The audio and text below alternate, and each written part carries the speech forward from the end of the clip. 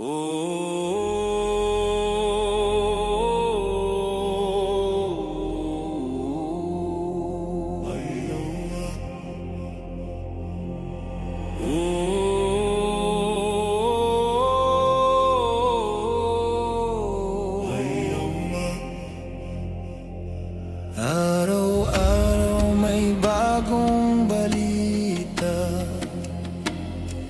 bagong mukha sa telebisyon. Pero isa lang ang tanong ng bayan: meron ba talagang mapaparusahan?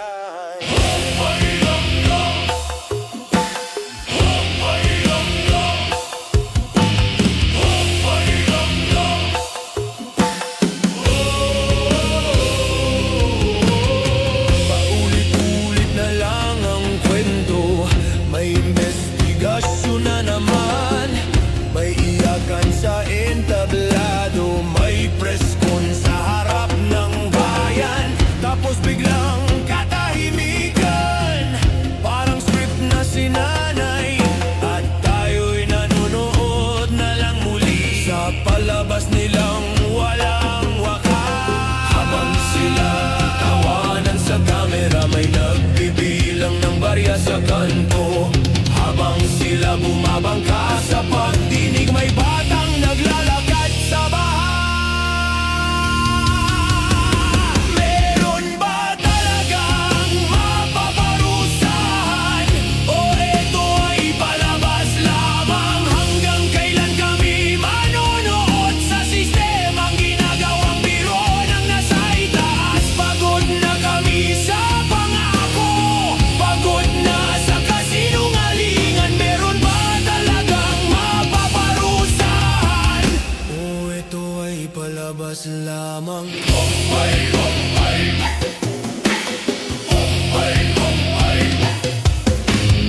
Habang sila nasa malamig na opisina, may magulang sa palengke humahabol sa barya. Habang sila may bantay sa pintuan, may anak na gutom sa hapagkainan. Sabi nila, pasensya na may proseso, pero bakit parang laging may koneksyon? Ang hustisya ba'y para sa mayaman lang o sa mahirap? Parusang walang dahilan. Habang sila nagbibilang ng numero, kami nagbibilang ng utang sa tindahan. Habang sila nagtuturoan sa palabas, kami nagtitiis ng padalastan. Meron ba talagang mapaparusahan? O ito ay palabas lamang? Hanggang kailan kami manonood sa eksenang laging may ganitong wakas? Pagod na kami sa paglilitis, pagod na kami sa drama. Meron ba talagang mapaparusahan? O ito ay palabas lamang?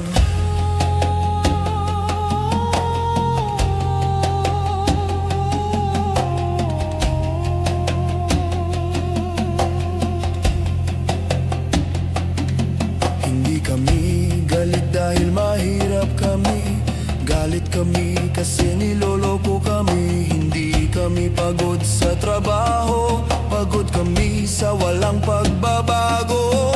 Sawa na kami sa script ng mga nasa trono, sa acting ng mga para sa bayan daw. Bakit laging ganito ang dulo daw, ang laging talo?